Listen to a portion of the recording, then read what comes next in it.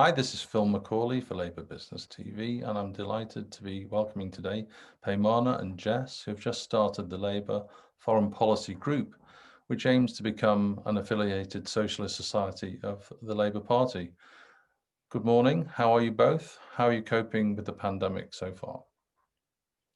Good morning, Phil, and thanks for having us. It's really great to be on Labour Business TV. And it's been a strange time for everyone, hasn't it? I tend to work from home though, so it feels like it's just been a lot more of the same for me the past few months. Excellent. And how about you, Peymana? Hi, Phil. Thanks for having us on this. Yeah, I think it's been very strange, because I'm a local councillor. I feel a bit detached from my constituents. I'd be out there every weekend or every evening speaking to people, but it's been all right. I think we've been able to shift and manage things a bit better or maybe differently than we had originally imagined. So I think we've done a good job so far. Fantastic. Well, you're both Labour Party activists. We can say that with some certainty and professional backgrounds in policy and campaigning areas. Tell me a little bit about how the idea came about to form a Labour foreign policy group. So Peymana and I knew each other through a number of different Labour Party structures, and most recently the Fabian Society's International Policy Group that we both were part of the founding team for. And we'd both been involved in a number of conversations over the past few years about what a progressive foreign policy looks like. And they never quite felt like they really got to the point. And there's a lot going on at the moment. We've got the question of Brexit and what the role of the UK is in the world going to be, what global Britain looks like.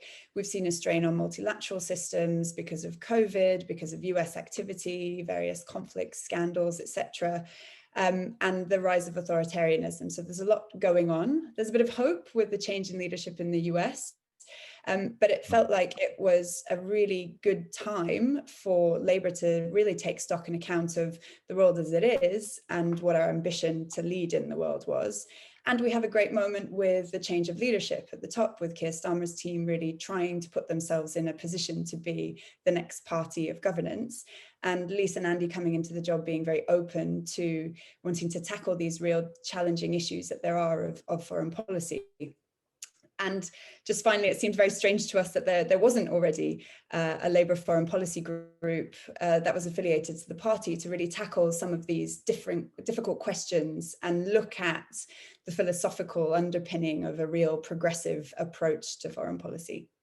Wow, thank you. That's very comprehensive. And what about you, Peymana? How do you see it? So I think Jess has sort of covered the policy side of it, but as just mentioned, we were part of the Fabian International Policy Group, and whilst we had lots of these discussions and we hosted events, and we brought in people who had worked on foreign policy initiatives, defence, security within the Labour Party. So we worked very closely with the shadow cabinet at the time, but also experts across the field. It just didn't feel like the Labour Party was really devising something or actually creating something that people could connect to. I think one of the main things that a lot of people get involved in the Labour Party for is they want to discuss these big global issues as well as these big national issues of concern.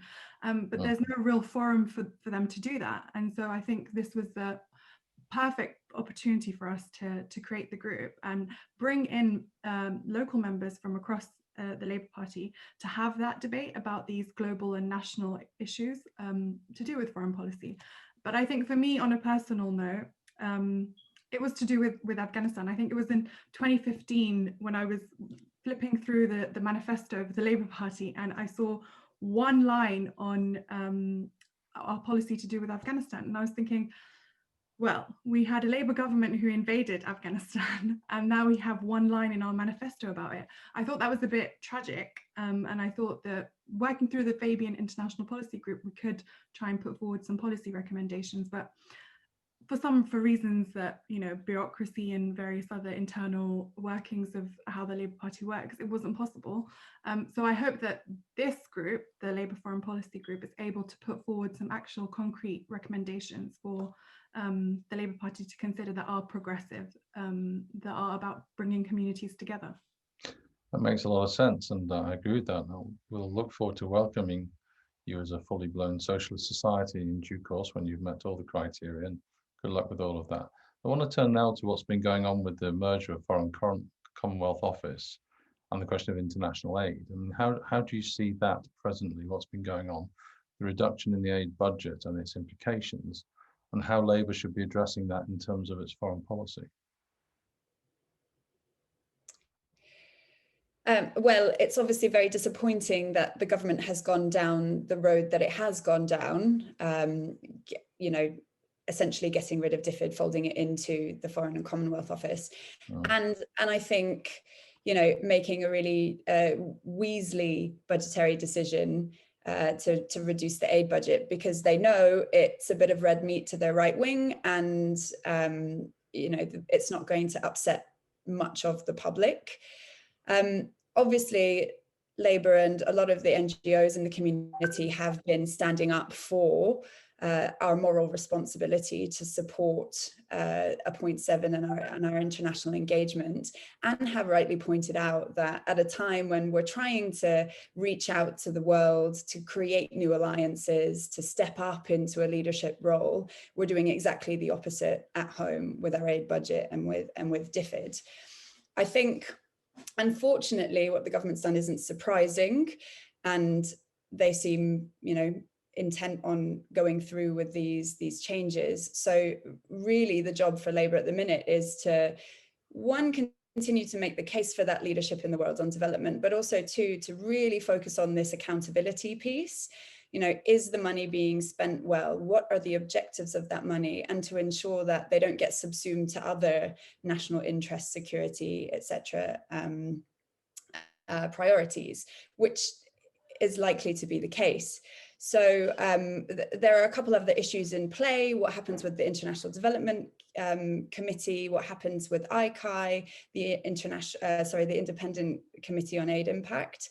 And I think those are things that are still in play, and Labour should really make a big case for, you know, independent oversight, scrutiny, and effectiveness of what our aid budget is.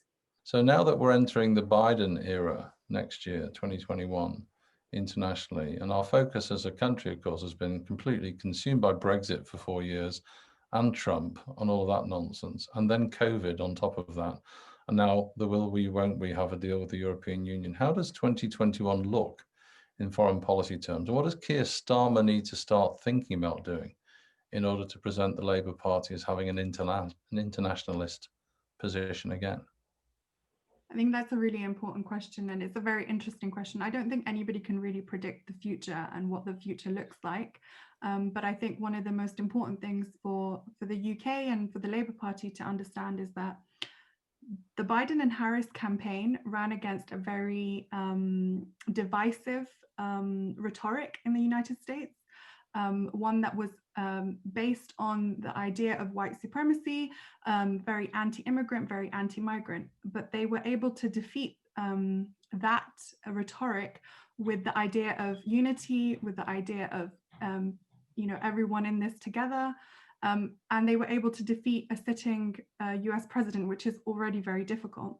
So I think that's one lesson that the Labour Party can take away from the Biden-Harris campaign in the United States, because obviously we have these elements in the United Kingdom too, with the Brexit Party and various other elements that we hear, and the rhetoric that we hear here that's very anti-immigrant, very anti-migrant. So I think that's one aspect of it. And then the second, for me, I think would be in terms of Brexit, how we as a country will be able to get a deal that's good for us, but also make sure that our relationship with the United States stays at that special relationship level that we've always considered it to be. And the reason why I say this is because if you listen to President-elect Biden now and his commentary on Brexit, he very much wants to take the side of the Good Friday Agreement and make sure that that is in place. And so I think the Boris Johnson government needs to be very aware of that, which I think is the reason why he's going out there in Europe and trying to make a deal now and giving up those concessions, which the Conservative Party weren't ready to before. So I think those are the two issues that we should look for in the future. But obviously there are wide-ranging things that about the transatlantic relationship between the UK and the US.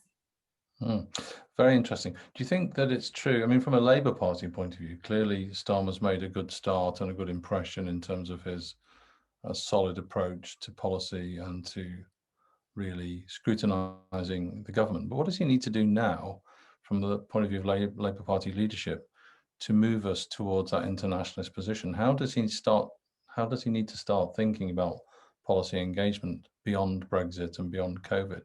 Well, I think there's probably been a sense that Keir has been the man of the moment, in that in a crisis it's very difficult to distinguish yourself from government without seeming like a naysayer, and has focused very much on the forensic approach to keep holding the government to account. But I think there's probably a general feeling that we're not sure of what the grand vision or the grand plan is.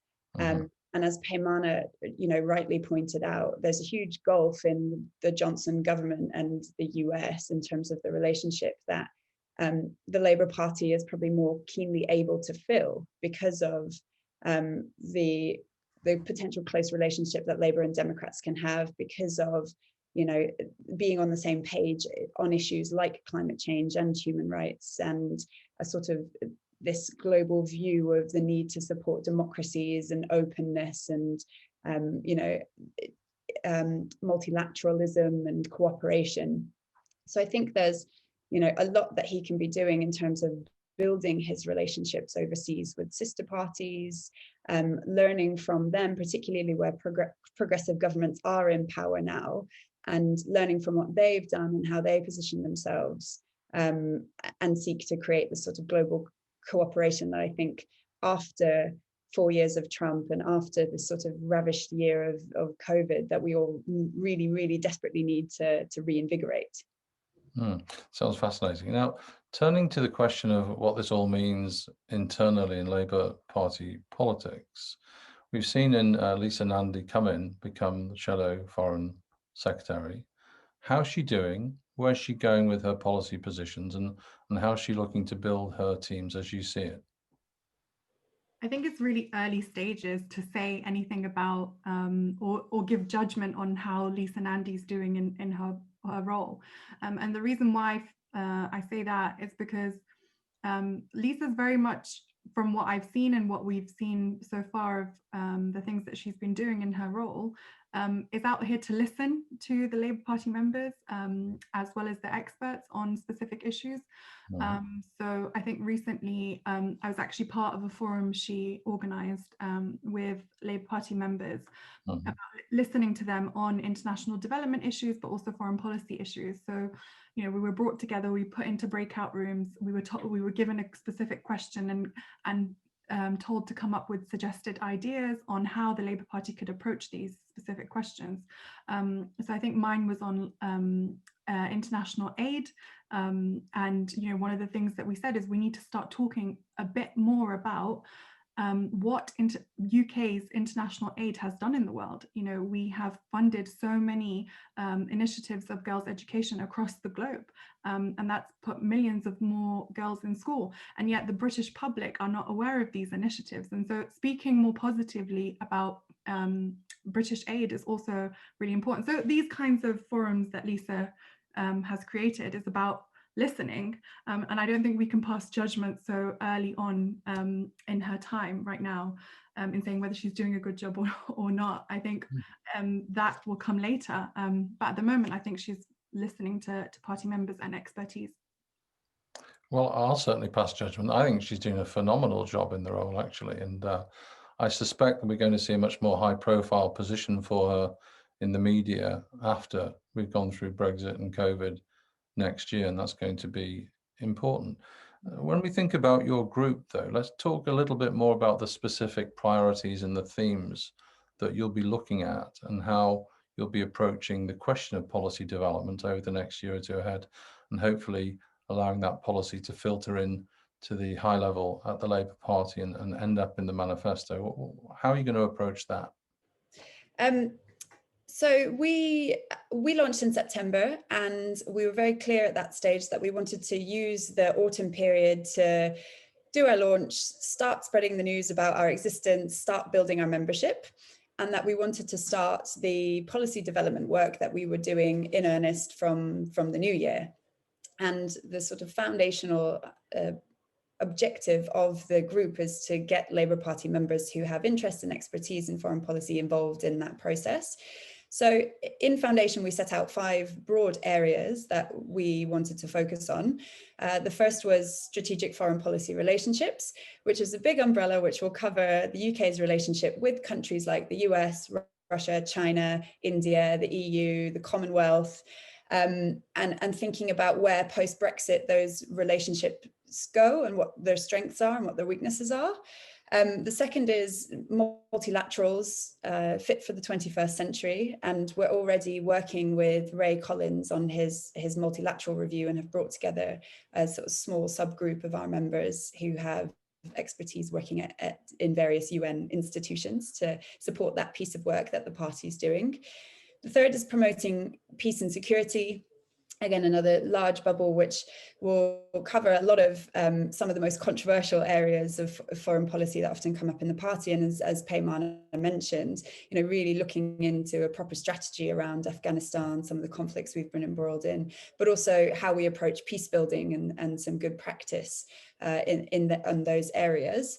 The fourth is ways of doing foreign policy, which, given the amount of technology we have, the levels of devolution have, looking specifically at what other actors can be involved in this process of developing a national foreign policy, which I think is very exciting because we've seen major public engagement in UN Sustainable Development Goals development, but also the role of cities is becoming incredibly crucial, I think, for how we project an image.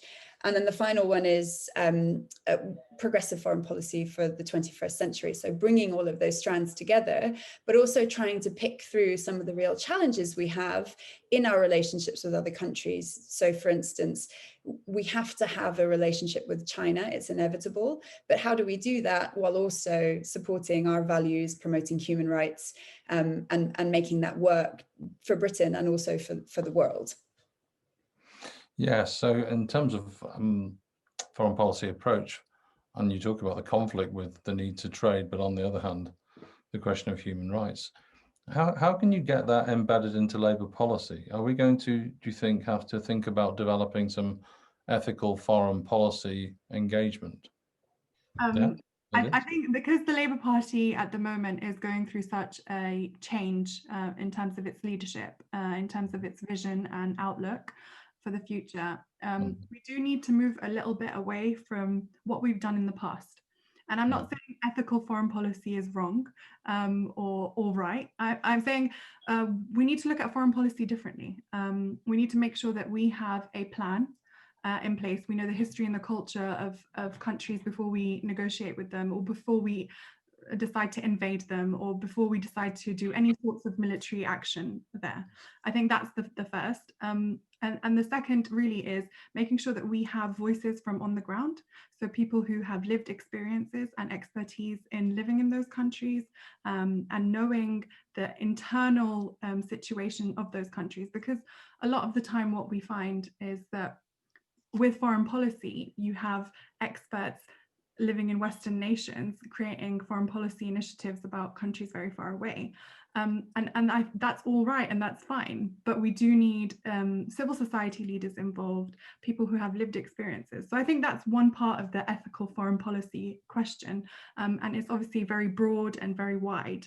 And it's a very difficult issue to deal with anyway, internally within the Labour Party. Everyone has very different views on how we should be doing foreign policy. Some are very extreme on both ends. But I think that we need to find a middle ground that can incorporate a bit of both sides and bring unity within our party on these issues, but not be scared or afraid of debate. Very interesting. And really another question about Labour Party, CLPs and normal, ordinary members of the party who are concerned and interested, what should they do in terms of getting involved with your new society? How can we help you spread the word to recruit new members who want to play an active part in having a discussion and input into policy? Well, firstly, join Labour Foreign Policy Group. You can sign up on our website, which is labourforeignpolicy.org.uk. You can join as a member, or you can sign up for our newsletter, bearing in mind that the majority of our policy development work will be for members, but we will also run public events which will be open to supporters and members alike. And you know, we're at really foundational stage as well, and we welcome input and suggestions from members of the party on what issues we should be focusing on, whether they'd like to write something for us, whether they'd like to think about a series of roundtables. We've got quite a grand and broad idea of the things we can do, but like any good membership organization, that relies on members being actively engaged and communicating with us.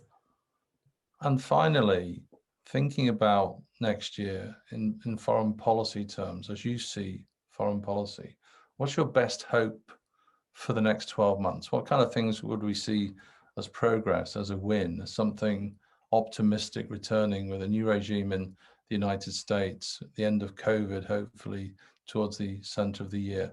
What are your aspirations for foreign policy from the UK standpoint?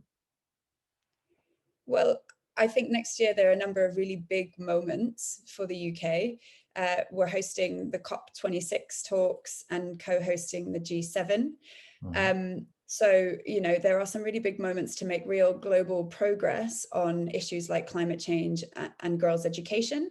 So I think for me, the sort of big moment of optimism is that we see a real return to an enthusiasm for global cooperation, which has been really lacking for the past 4 years. Yes, I agree with that. And what about you, Peymana? What's your best aspiration? I think for me, just because as a local council, I've been dealing with COVID-19, but also much of our public discourse at the moment and across the world has been the COVID-19 pandemic. I mean, one of my hopes, and I hope that now with a Biden-Harris administration in the United States, that Europe, the United States and other nations across the world can unite in terms of a proper economic policy that can actually lift up countries economically once again, so that we don't fall into this deep depression or recession, because a lot of people do depend their livelihoods on a lot of the small businesses that we're seeing go out of business. And so one of my hopes is that there will be solidarity on that issue, on economic policy across the world. But also we are seeing so many conflicts at the moment in many different countries, and we're seeing peace processes being initiated. And I think one of the most important and major questions for the United States at the moment is the withdrawal from Afghanistan and what the peace deal in Doha will look like. You know, Trump administration did a deal with the Taliban, and the big question for me will be, will the Biden administration walk away from that deal, or will they hold on to it? So I think these are the big questions for me in terms of peace and security, but also economic prosperity. Well, thank you both very much indeed for joining me today. I'll certainly encourage all the members of Labour Business to seek membership of your illustrious organisation. I think it's a really exciting time to be starting a new society with the aim of affiliating to the party and bringing wise voices to the policy discussion. Thank you both very much indeed, and I'll see you both very soon. Thank you for having us. Yeah, thanks.